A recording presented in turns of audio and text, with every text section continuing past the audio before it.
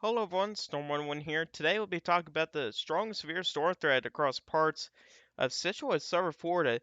That same system will be joining forces with a piece of energy that will be moving across parts of the Midwest and eventually wherever it gets to the Northeast.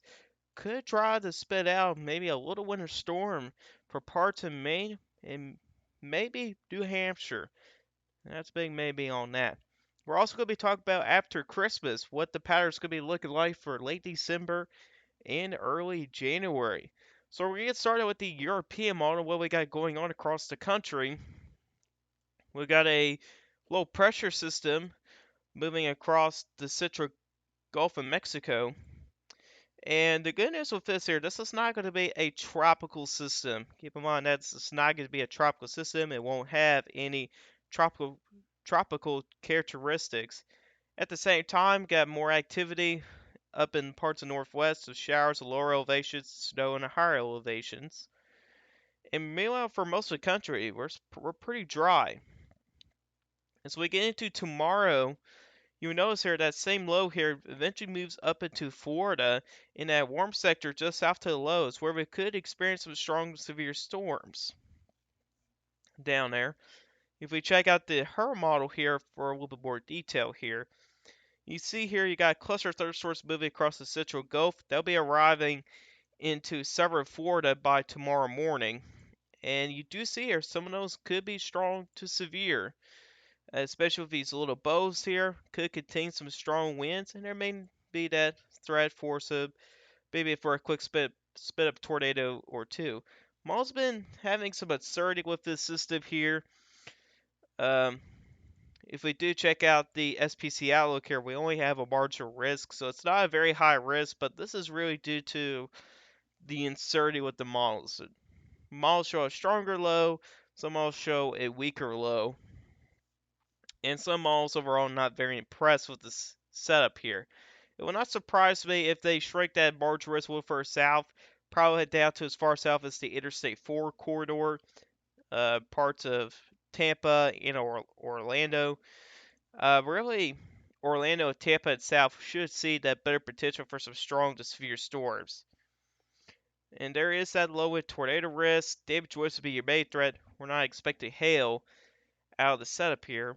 Going back to the HER model, if we check out the significant tornado parameters here and see what the tornado threat could be here. And you can see it's not very impressed here with the tornado threat here. You can see there's some higher numbers down to parts of southern Florida. We could get sounding out there and see what it's got. And not a whole lot of instability, especially for the morning hours. There's usually not a whole lot of instability, but it'll be enough to support some severe weather. Wind shear will not be very strong or anything.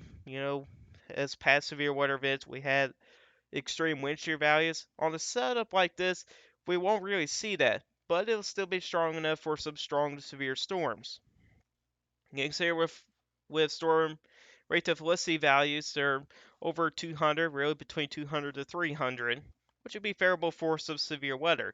Photographs are also supported for some isolated tornadoes as well. We're not expecting strong tornadoes out the setup here. We're probably just going to experience just weaker tornadoes. Uh, but then again, main threats, damaging winds, and maybe we could see a quick sped up tornado or two, especially in southern Florida here. And then again, it could go as far north as parts of Orlando and Tampa, Florida as well. So that same system here, this is let's actually go back to European model. Let's backtrack a little bit. So let's going back to the European model, you see here, you got two different systems here. You got a system right here, you got strong surface low here, and you also got a pretty good surface low out in southern Canada. As these two here do get closer to each other, the northern one will have the cold air, the southern one will bring in the moisture. And you can see as these two get closer together here, it could bring in a pretty good snowfall event for Maine. You can see there is some pockets of heavy snow indicated by the European model. Checking out the GFS model here for the preference, and it's actually pretty similar with that as well. Widespread, moderate to heavy snowfall for Maine here. It's going to be very close for New Hampshire. Maybe the far eastern part of New Hampshire could see some of that action, but it won't be as much as what Maine could see. So people up in Maine could see a pretty good snowfall event, but it's really better. It's better to look at it from a vorticity point of view here. So this is the amount of energy that's up in the atmosphere. So there's actually three different pieces of energy on this picture here. You got one moving across, or at least moving into the Ohio Valley region.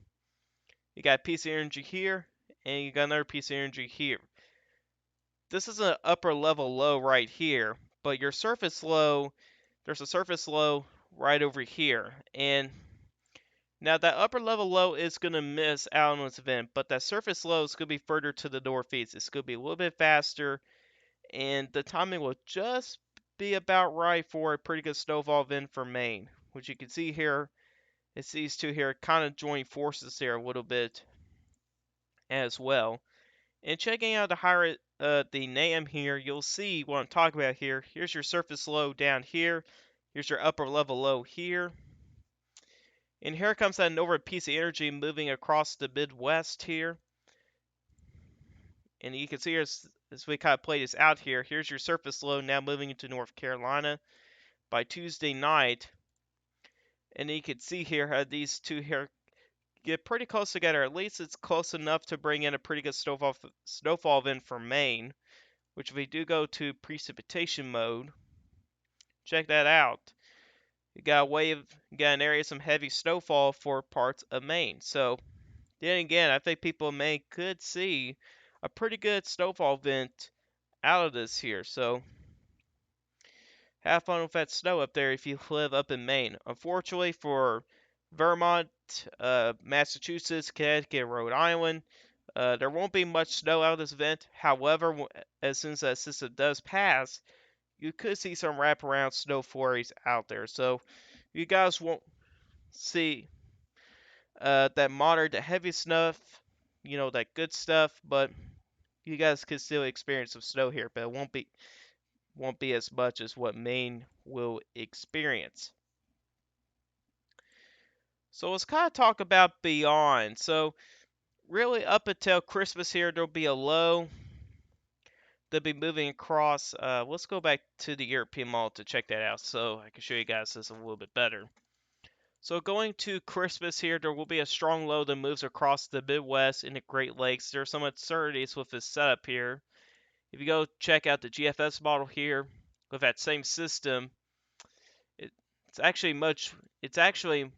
well to the northwest here. Looks like another surface low may develop in the Midwest, but either way, it is showing different solutions here. But it could bring in some snow for parts of the Northeast during on the day on Christmas Day here. So parts of New England states could see some snow later today on Christmas Day here. Here's the European model, brings it in a little bit earlier, but it still shows that snowfall potential out there. And there could be some accumulating snow, but for areas across parts of New York, Massachusetts, Connecticut, and Rhode Island, unfortunately, you guys will be transitioning over to rain. So that snow there, if it does stick to the ground, won't last very long, since you guys will be transitioning over to rain at that point. So then again, Northeast, another snow chance could come by to your area on Christmas Day. Pretty good timing, right? And let's talk about beyond Christmas here. And you can see here, the pattern does turn a little bit more active for the central U.S. The western U.S. will stay the same way. Multiple lows will come on shore. And you can see here, the European model does suggest a strong surface low up in parts of the Great Lakes region. And doesn't show, much way of a severe weather threat with a setup like this here, at least indicated by the European model. Models yesterday actually did show something similar to this here, but doesn't have much instability, which I honestly have high doubts of. But there is an area of mild temperatures and elevated dew points, so we do need to keep an eye on for any potential severe weather setups across parts of the Ohio Valley in the southeast. Then again, strong surface low may move across the Midwest. In the warm sector, there will be elevated dew points and milder temperatures. So we do need to keep an eye on that severe weather potential as well. And you can see here how the European model moves that system out of the way. And here's the GFS model here for a preference, and really shows a different story here. Shows a much weaker low here, plus is a little bit slower with it. Actually, no, this is your same system here, if I'm correct. No, never mind. That's not your same system. That's for the northern piece of energy, but it doesn't show much of a low or anything on the southern end. Either way, it shows a completely different story here. You can see here with the GFS model, shows all these systems coming by here, but they don't really deepen. They really don't do a whole lot of anything here for one. But then again, this is far out. A lot of things could change here. Since you're in that 7 to 10 day period, anything could change there. So, but either way, we'll have to keep an eye on for any potential big systems here for the central eastern U.S. for late December. Let's check out the European ensembles here, looking after Christmas here, and this is a pretty good setup here for winter weather here. You got a ridge over Greenland, and you also got a ridge over parts of the northern Pacific. That can help warm up sea surface temperatures across the EPO region, and the EPO region as well. We currently have cooler sea surface temperatures in those regions. With a ridge like this, it could help warm up those sea surface temperatures, which could be a sign that we could go into a colder pattern. And so we kind of continue on to look for the European ensembles here throughout late December. You got this big trough that sits across southwestern Canada and really engulfs the entire northwest and even to the northern plains. And at this point, it does show a lot of troughing across the northern U.S., really the northern two-thirds almost. But it still has that little southeast ridge across southeast, which that may be the only areas that could see moderate temperatures. Meanwhile, everywhere else could either be at average or below average with temperatures. So we'll check out the temperature anomalies with the GFS ensembles in a little bit. But even moving into December 30th, still shows that very similar setup here, but does amplify that ridge just a little bit across the southeast. But with a setup like this, though, we have to pay attention to this area right in here for any potential flooding setups, because not only you're getting moisture from the Gulf of Mexico, but you're also getting moisture from the Eastern Pacific here. So we do have to watch this area here for any potential flash flood setups here. You may get multiple lows here that may track just to the north here, but that can add some lift there for the atmosphere, and you can get showers or thunderstorms to develop, and those could train over some of the same areas. So we may have to watch for that potential for some flash flooding as well. There will definitely be plenty of moisture.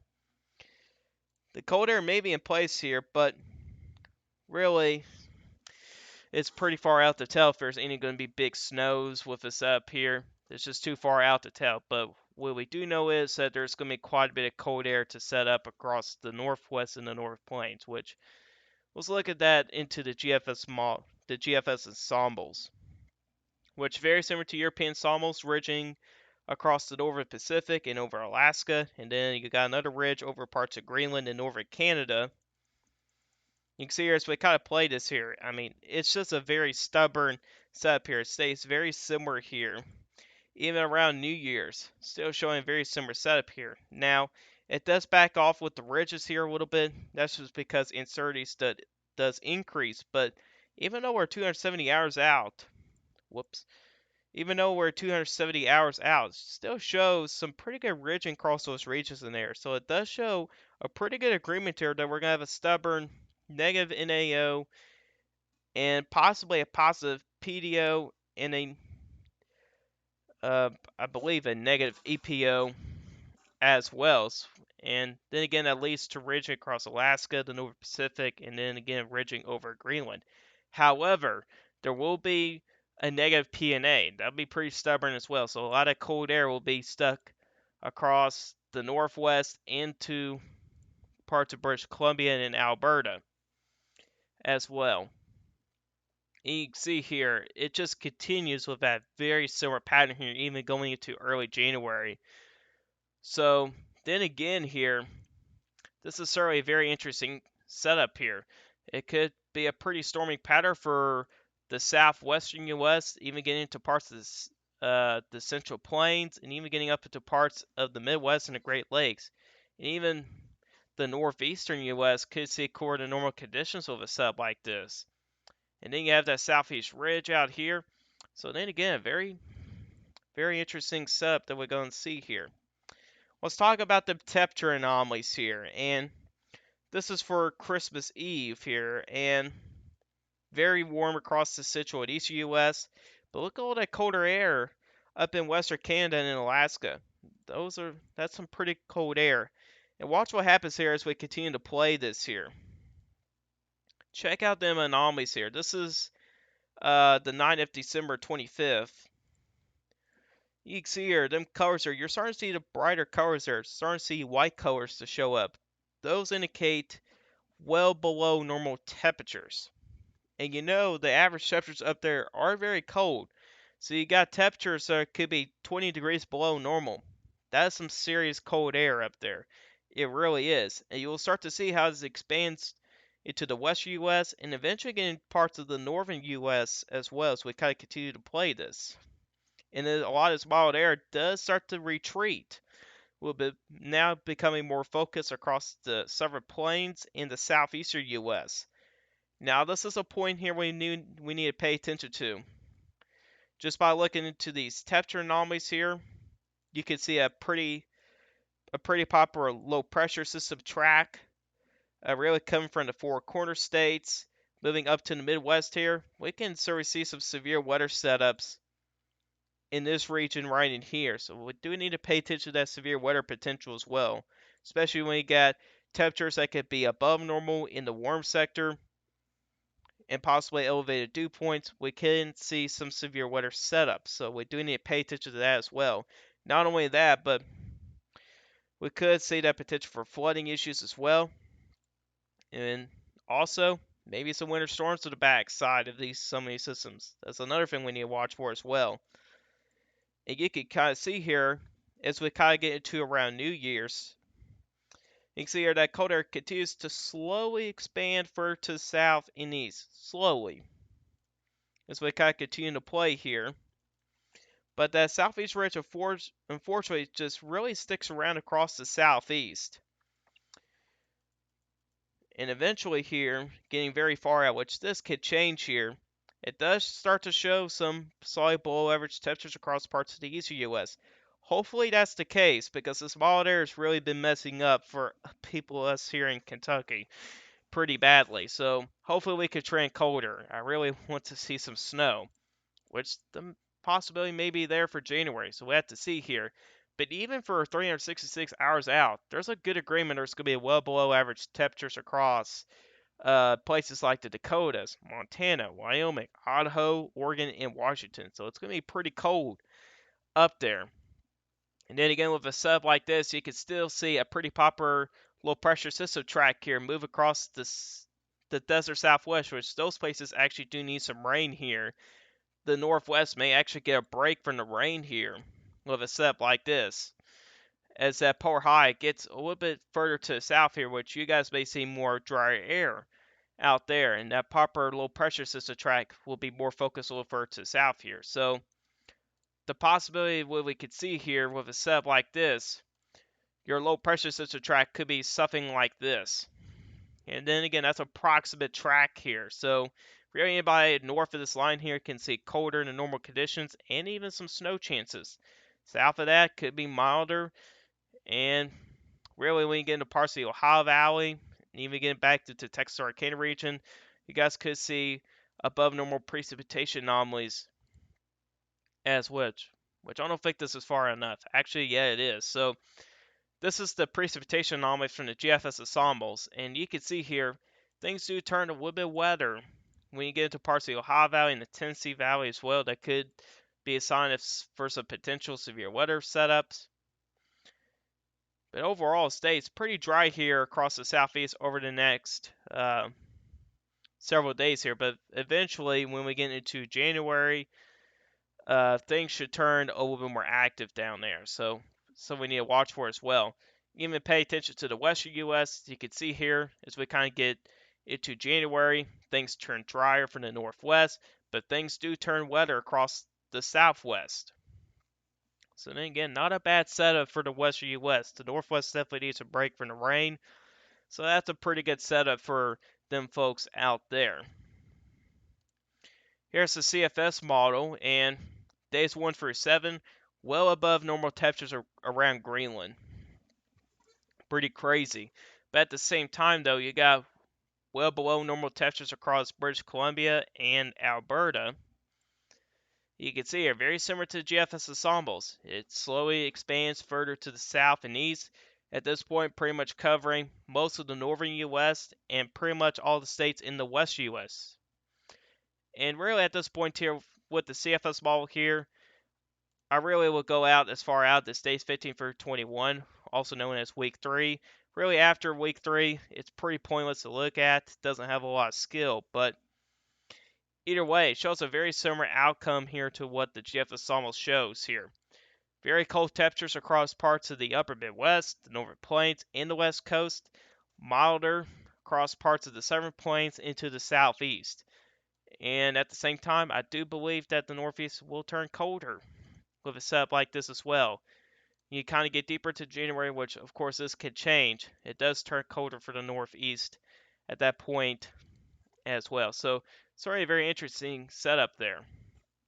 Last but not least, let's check out the tail connections with the models of forecasting.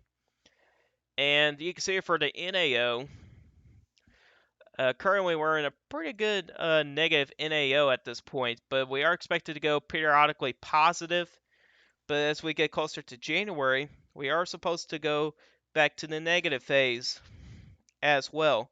But if you do check previous forecasts, though, it seems like these models here have a tendency to be too weak. Doesn't really matter if it's positive or negative. It has a tendency to be too weak. So maybe when it gets to the positive NAO, maybe more closer to that 1 degree mark. But whenever it gets closer to January, it may be closer to that negative 2 degrees mark, or 2 degrees below normal, I should say, towards more of a stronger negative NAO, maybe stronger what the model shows. And it's a very similar situation with the AO as well. Then again, checking out previous forecast here, the black line is your observed, and these yellow colors here is what the model suggests. And you can see here, especially on the 10-day outlook, it's not been doing so well. It's always been too weak. And if that's correct, it could be a stronger negative AO than what this is showing here. So very interesting as well. And with a negative NAO, negative AO, that's a pretty good setup there for colder weather for the United States. However, for snow lovers in the East Coast, this is going to be not working with you. It seems like we'll likely be sticking around in that negative PNA, which, checking back on previous forecasts, it's actually been pretty spot on. So it's not been very biased with the PNA all that much. But you do see it does weaken a little bit when we get to closer to January. Hopefully that trend continues. If we can trend towards a little bit more of a positive PNA, then that'll be a pretty good pattern for the eastern U.S. So then again, a very interesting setup here as we kind of get into late December into early January. But anyways, guys, that's all for you guys today. Hope you guys enjoyed this video. Guys, like this video, hit the like button. If you like my channel, hit the subscribe button. Hit the bell notifications so you never miss an upload. If you guys have questions about this, put in the comment section down below. I heard you guys questions. And I'll see you guys in the next one. Goodbye.